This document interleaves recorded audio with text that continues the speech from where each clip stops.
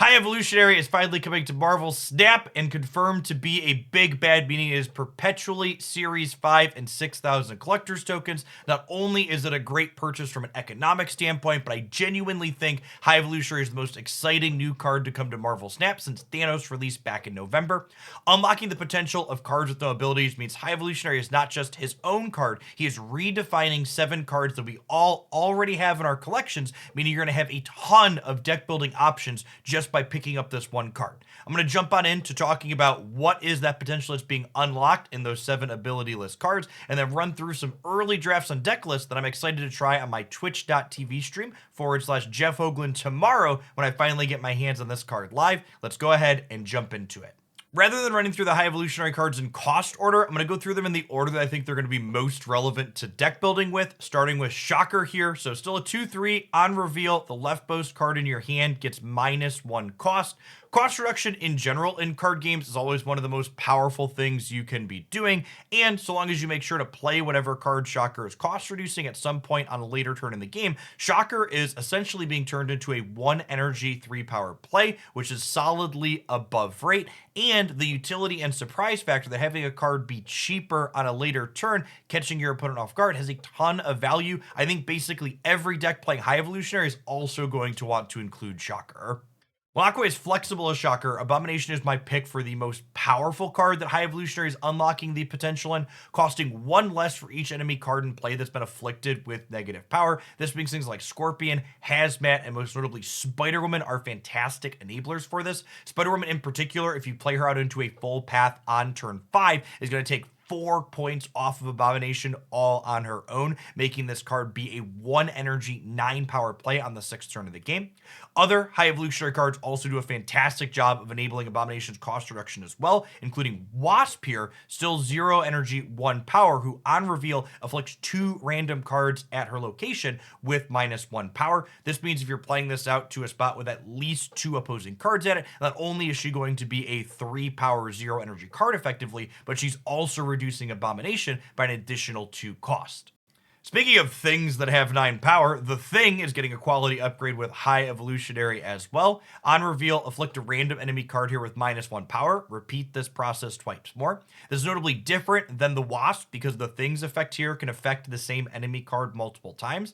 But that's not all upside when you consider how it interfaces with AboMoonation, who cares about the quantity of cards on the opponent's side of the board have been afflicted. So while the Thing can potentially reduce AboMoonation by 3, it also has potential to only reduce it by 1, even if you play it into a full path if you're a little bit unlucky. The last 3 cards having their potential unlocked by High Evolutionary are the ones that I'm most skeptical of being competitive, even though I am excited to try them out and see that firsthand. So Misty Knight, Cyclops, and Hulk all have reasonably powerful abilities, but they all demand that you skip using some energy on each of your turns. Misty Knight also requires that you have other cards in play to leverage her effect, and Cyclops dictates that your opponent is going to need to have a couple of cards at his location to have his effect happen as well. Obviously, all of these cards have synergy with something like Sunspot, and Hulk even kind of combos with She-Hulk and Sunspot now, since he also wants you to leave energy unabsorbed.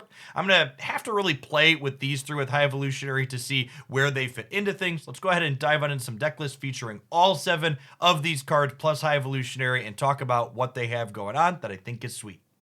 The High Evolutionary variation I am most excited to start optimizing is definitely the Moon Girl variant. This style of deck is one of my favorites to play. Essentially, we're taking Moon Girl and we're doubling up high power, low energy cost cards in our hand so we can play out a bunch of things on the last turn of the game in a way that's unpredictable that will be able to overwhelm our opponent. AboMoonation with its cost reduction is going to be a fantastic card to be doubling up with Moon Girl. We have a lot of great tools here to make that happen. We've got Scorpion, the Thing, Spider-Woman, and Wasp. Wasp being another great card to double up with Moon Girl as well. And then in the games where we don't draw AboMoonation, we also have 1 energy 6 power demons from the Hood that are great for doubling up as well. The tools High Evolutionary brings to the table feel like they could be valuable inside of the traditional Sera Control shell that we've seen around Marvel Snap for as long as the game's been out. One of the things this archetype tends to struggle with is putting big numbers into play in those final moments of the game, and stuff like the Thing, as well as even Wasp here, are great ways to get more stats into play with that final big flourish of tech cards like Shang-Chi, Enchantress, and Killmonger on that sixth and final turn.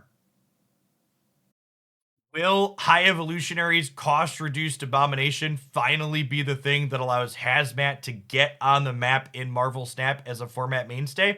I'm definitely looking to find out. So, Hazmat afflicts all cards in play with -1 power. Luke Cage helps us break that symmetry, and every card that we afflict on the opponent's side of the board with Hazmat is going to make our abomination even cheaper. There's definitely potential that maybe this deck wants to experiment with playing Moon Girl as well. Doubling up Hazmat definitely isn't bad, but I think I want to start with this little bit more conservative core here that's looking to just do good Hazmat things and see if that feels powerful enough to keep up with what else is going on in the format.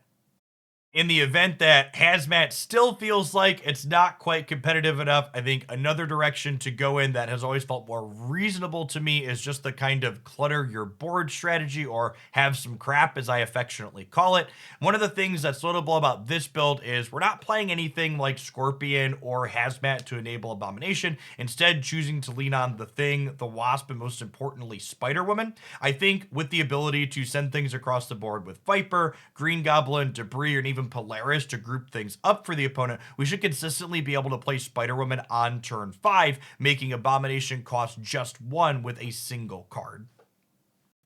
Now, again, I just want to reiterate that I think the Misty Knight Cyclops Hulk package, where we have to have unspent energy on various turns, I think is going to be the more difficult package to make work. I think this kind of core makes the most sense to start with trying to have that work. Magic in particular feels like a card that's going to be key to trying to get the most out of these effects. Giving ourselves an additional turn to have unspent energy on has a lot of potential. Psylocke in particular can even make it so if we Psylocke on 4, we can play Magic on turn 5 and have unspent energy that turn as well, getting more and more stats off of all of these effects. This core overall has seen play in other iterations with She-Hulk, Sunspot, and then Armor to kind of protect everything else we have going on. And I think it's the spot that I would definitely start with if I was looking to make the Misty Knight Cyclops Hulk package work with High Evolutionary. Finally, I would be remiss if I didn't post at least one variation of just taking all of the High Evolutionary stuff, mixing in a couple extra cards, and shaking it out and seeing what noodles stick on the wall. I think this honestly might be the best place to start when it comes to High Evolutionary, not simply because I expect this variation to be the most powerful, but because getting a chance to play with all of the cards consistently and get a feel for which of High Evolutionary's effects feel the most powerful, feel the most awkward, etc., will do a lot of good towards helping us understand which other decks we could work with in combinations of smaller groups of these cards. High Evolutionary releases at 8 p.m. Pacific this evening, Monday, May 22nd. It's a little bit past my bedtime, so I will not be live streaming with it right when it drops, but you'll be able to find me at twitch.tv/Jeff Hoagland the rest of this week, Tuesday through Friday, starting at about 9 a.m. Central, playing High Evolutionary and a bunch of other fantastic decks like I do 5 days a week. I would love to know what great High Evolutionary deck ideas you are looking forward to playing in the comments down below. And as always, if you enjoyed my musings on this topic, snap that like button to help this video reach some more people. Hopefully, we'll see you back in here for an excellent deck highlight and more real soon.